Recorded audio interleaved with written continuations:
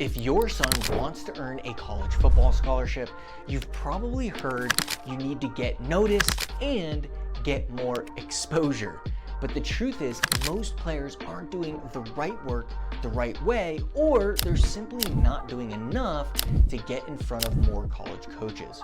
Whether it's because they don't know where to start, they're watching other players get offers while sitting back and just hoping they get one, or they believe talent alone will get them noticed.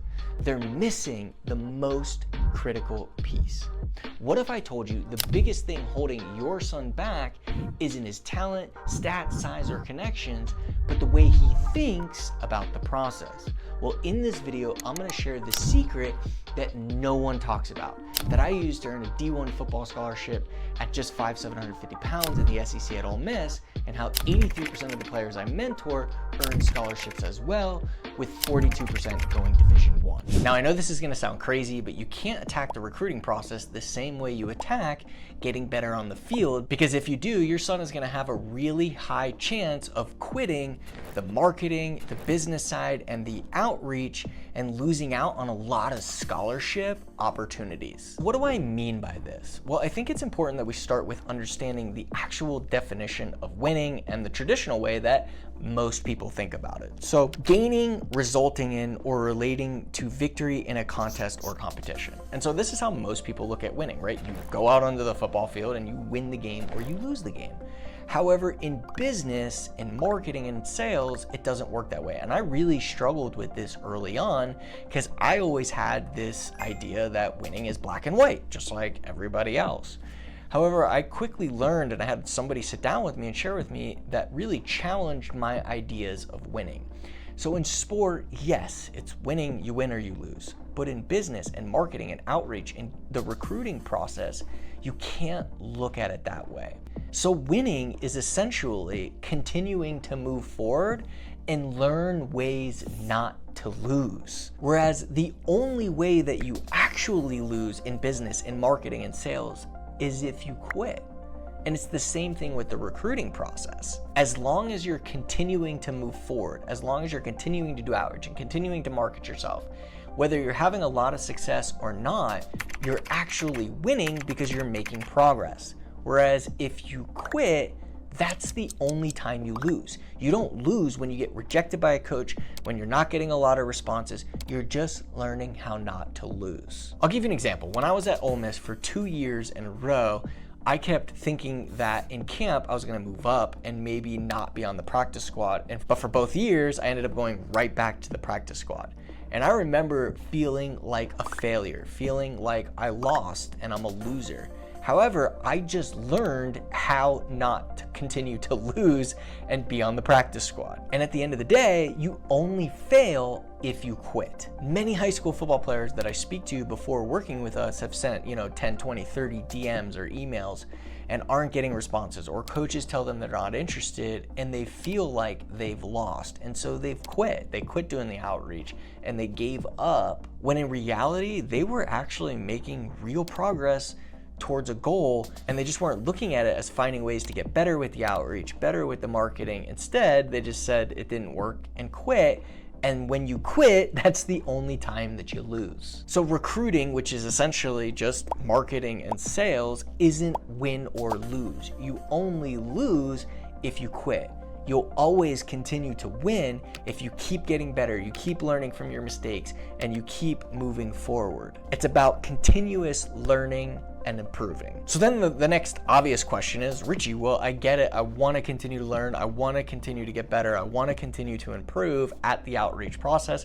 I'm not going to look at it as I won or I lost, but I'm always winning because I'm never going to give up doing outreach until I can't do it anymore. So this is when the next play mentality comes in. And this is the process that we use with our athletes. This is the process that I use to get my scholarship. It's the process that I use in life to be in front of here on this camera with you today, which is anytime that I've potentially would think of a failure, or I've been rejected, or a setback, or things didn't work out, or there was a big problem, I always look at what's the most important play, and it's the next play. So instead of focusing on the past and things that didn't work out, or oh my God, am I going to hit my goal in the future, I just focus on the next play in front of me. the way you define that play is really what matters. And so I want to give you an example. If you're doing outreach and you're reaching out to a coach and the coach is like, hey, we're not interested in you, you can dwell on that, which can make you stop doing outreach, think that you're not good enough, and quit.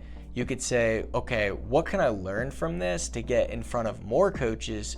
And when I do get in front of those coaches, to make sure that they don't reject me or say no. And that's your next play, right? It's the next thing that you're gonna do to get better, to learn from your mistakes, to keep moving forward so that you stay in a state of action versus a state of inaction. And so every next play has to consist of 3 things. Well, let's look at it. What can I do differently next time? Is my highlight tape set up properly? Did I pitch this coach properly on what they're doing and how I can actually help them versus everybody else? What can I do differently in this process to get the next coach to be interested? So as you're coming up with your play, you have your what you're gonna do, you have your how you're gonna do it. Well, this time I'm gonna try optimizing my game film a little bit more. And then the when is the last piece. When are you gonna do it by? I'm gonna go ahead and I'm gonna do it in the next time that I'm doing outreach this afternoon. So you have your what, I'm gonna improve my video. 2, how I'm gonna do it. I'm gonna move the plays around, or I'm gonna get a professional evaluation of my video to make sure the plays are in the right spot and I'm targeting the right coach. There's a link in the description below if you want one. And then when am I gonna do this? By the next time I'm doing outreach. Boom. So you just flipped your mentality from, oh, I got rejected, to solving the problem and continuing to move forward so you don't lose. The bottom line, and this is so critical in life and in the recruiting process, because it's not like playing football on the field, is that you don't win and you lose. You always find a way to get better. Is by determining your next play. What's the next action item that you're gonna do based on the problem that you had or where you fell short? And you gotta answer 3 questions. What am I gonna do this time? How am I gonna do it? When are you gonna do it by? This is the system and the process we use with the players that we mentor to shift their focus from things aren't working out, I'm worried about the future, I'm worried about this, to what's my next play? What am I gonna do now to get better? And when you shift that focus, you stay in action. And when you stay in action, you can't lose. You can't lose. Again, it's not like a football game. As long as you're moving forward, you're winning. The second you quit, you lose. Now, I share this message with you because I really struggled with this at times, but I always had accountability and people behind me keeping me focused on my next play. And so if I could share anything with you, I share in all my videos how to do outreach, how to market, how to talk to coaches, how to confidently communicate, how to build a business, how to do all of these things that are important to you as an athlete. But without this mentality, without this mindset, nothing is gonna work. And one of the things that drives me nuts is people say, have a positive mindset, have a good mindset. You know, I love David Goggins and all these guys, but there's no how, right? And so after watching this video, you now have a how. It's like, I know that I'm always winning if I'm moving forward. The second I quit is when I lose. That's number 1. Number 2 is you always have to have a next play. Every day, every week, every month, every quarter, you gotta have a next play. What am I gonna do? How am I gonna do it? And when am I gonna do it by? This is a tool you pull out of your pocket anytime things aren't working out. You're focused on the future. You're focused on everything that doesn't matter. Your girlfriend breaks up with you. Boom, what's my next play? What am I gonna do? How am I gonna do it? When am I gonna do it by? Go.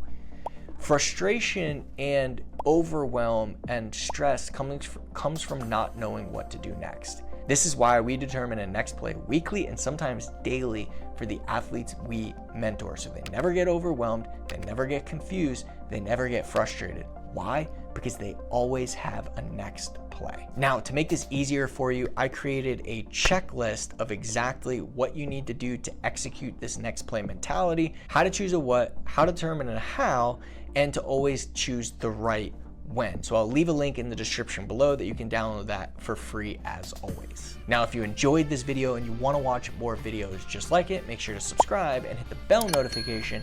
And if you want to watch the recent video, which is breaking news on the new NCAA settlement that's going to increase scholarships but scarily decrease the amount of roster opportunities for high school football players, then you're going to absolutely want to watch this video right now.